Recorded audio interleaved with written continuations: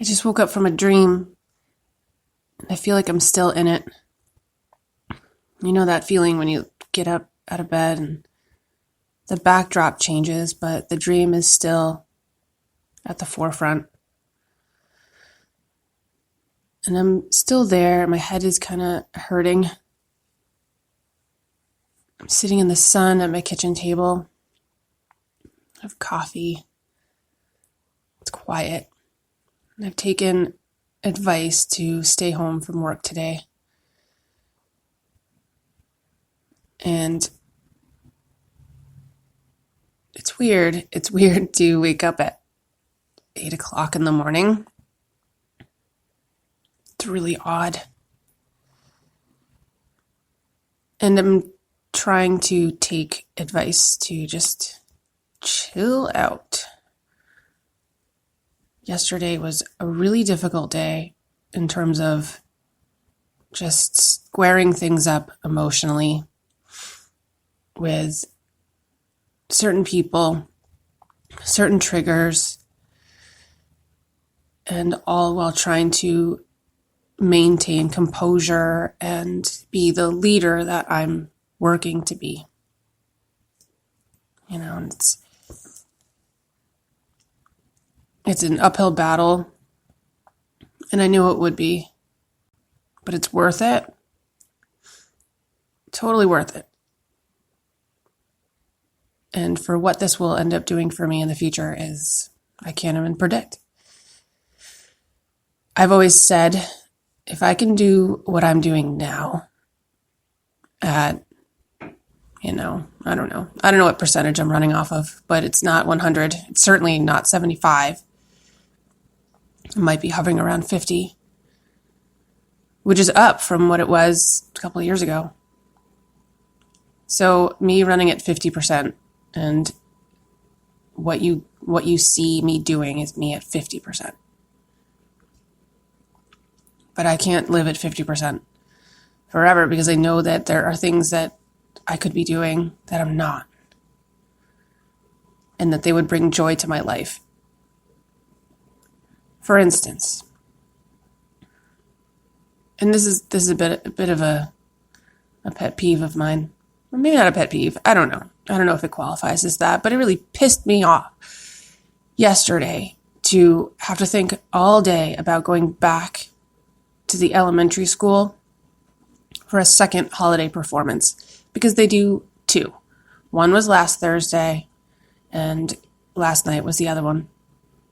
And my only problem with it, this is a personal problem, has nothing to do with the school and the wonderful work that they do, and the performances are so cute, and they bring joy to me when I get there. But for me, a whole day of dread, twice over, once last week and then again this week, of having to walk in, do the scan of the room, find the ex and the parents, and will the girlfriend be there? Will her kids be there? I don't know. How will I react? Will I react? How am I feeling today? Is this going to be a problem? Is this going to cause me distress in a place where I need to just focus on my child? And then I have to conjure up all those new powerful traits that I have been enacting lately. And so it's a lot. It's a lot for just an hour-long performance of children singing silly songs with their artwork, but it's reality.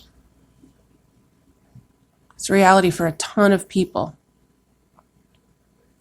So I went last night and I rolled in late, got an awesome parking spot next to the emergency parking, and watched from the side, took pictures, and sitting there amongst, I don't know, it was a ton of people. Everyone comes out for these Christmas shows. It was a couple hundred people. It was breaking fire code, I can tell you that. I felt alone, absolutely alone. And it's because I make no effort. This is all on me. I make zero effort to connect with anybody in the school community. And I've made zero effort over the last couple of years because I have been, like I said, that 50% was 20% last year. And ain't nobody want to be around someone who is operating in that level. And I had no energy to spend elsewhere or on anything else but my new job and my children. It's the only place I could use that energy. So I saved it for that. So sitting in a room last night full of fellow parents, I'm the outcast, or at least that's the category I put myself in. So I made an effort, and this is actually like, it was a real effort. Sitting next to me were two women who are wonderful. And believe me, I have nothing against any of these people in the building. I don't walk in and I don't sometimes when people are antisocial, they conjure up ideas about other people that they then convince themselves, why they don't talk to anybody. I don't do that. I don't have any of those feelings for anyone in that room, except for a select few. Just a select few. Everybody else, open heart, open mind. I know that I'm the one who has the deficiency when I walk in the room. It's not everybody else's fault. It's mine. It's cool. And so the two women that were sitting next to me, who I've known over the years, in my mind, I said, I'm going to speak to them and say something heartfelt before I leave, because I know when I do that, I will feel better about my presence there in the room. And so it's not, it's selfish in a way, but if that is my type of selfishness, reaching out to someone to feel better, then that's just community, right? That's just knowing that everybody feels better when you reach out. So this is me overthinking every moment of my life, right? This is an example. So the concert was over and I wanted to get out of there before the 150 cars had to leave out of the same exit. So the concert was over and there was going to be a sing-along, and I didn't need to sing along to Frosty the Snowman. So I leaned over and I said to both of them, "Your kids are beautiful. Happy holidays. I'll see you later." And I got up and I walked out. And just that act was enough because I knew that when I got home, I would have to unravel, bring the stress hormones down. And I knew that could end up being real messy. And I knew how I was feeling that entire day. So I knew that the outcome of last night depended on what I did outwardly. And I had to do it or the outcome was not going to be pretty. And I know this. And I just did another podcast about being an energy farmer. And I'm really highly aware. I got my degree in thinking because this has been part of my life ever since I was young, and it'll remain part of my life. And what I do is constantly think. And so my dream last night was so stressful. And it had everything to do with my inability to keep stuff together. And the underlying theme was me just completely upset, like trying to hold it together, completely upset that I could not. So how it manifested, the image was me at a hockey rink, and I was trying to get ready to play, and if you know me, I love playing hockey. But I could not keep my equipment in the same room. I was losing pieces of it. I couldn't locate my stick. I got lost in hallways. My mouth got all like stuck. I couldn't speak. Someone stole my skates. Nobody believed me and someone approached me and said, "Why don't you have this stuff together?" Like I'm trying, and I couldn't cry either. And I couldn't scream. So like that, and I'm just remembering that part. Like I was trying to yell and scream for help, and I couldn't. Like my voice was not loud enough. And when someone confronted me, I told them, "You don't understand. I have a learning disability. I need help.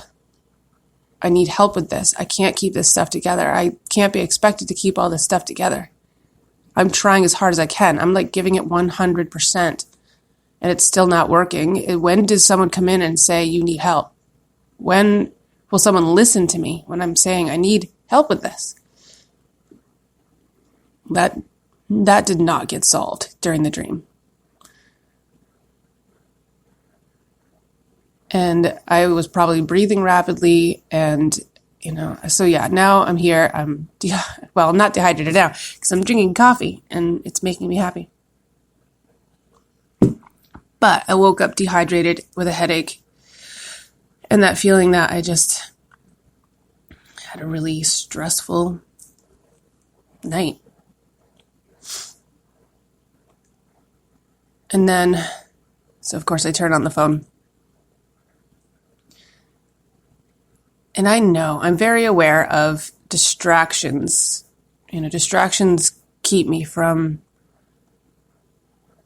settling and, really getting... distractions keep the white noise humming along, so you can't hear any of that stuff in the background. So I turned on the phone. And I got a phone call. And the phone call was from a guardian. I don't want to say guardian angel because I don't want to make it seem religious. I don't think God gives me anything.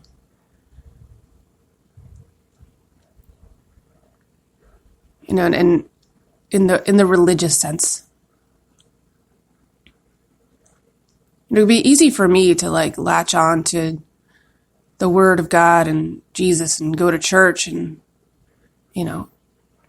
stick a Band-Aid on a bullet wound and be like, I'm good now because it's all in God's hands. But I firmly don't believe that. So this guardian who has taken me under his wing for the past 3+ years now, hasn't given up on me. And for me, that is a foreign concept. And it's happened so often where I'm abandoned by oftentimes the same people that I test those around me to see if they'll do it. And I don't do this consciously, but after the fact, I'm like, what the fuck am I doing? That's crazy. That's insane. And I don't keep close friends. I've got my friends. I do have friends. I do have people who are family. I mean, they are firmly family. But I don't have friends that I, have come over my house, or I don't go over anybody's house or do those things anymore. And I used to, and it took everything out of me. And I'm trying to get back to that place. I would really love to live. I don't know. I don't want to insult anybody, but it's like a normal life. Or an ideal amongst many ideals. And I don't know why I value that one more so, or even care about it. I don't know. I don't want to go there. But this guardian has stuck by me for so many years.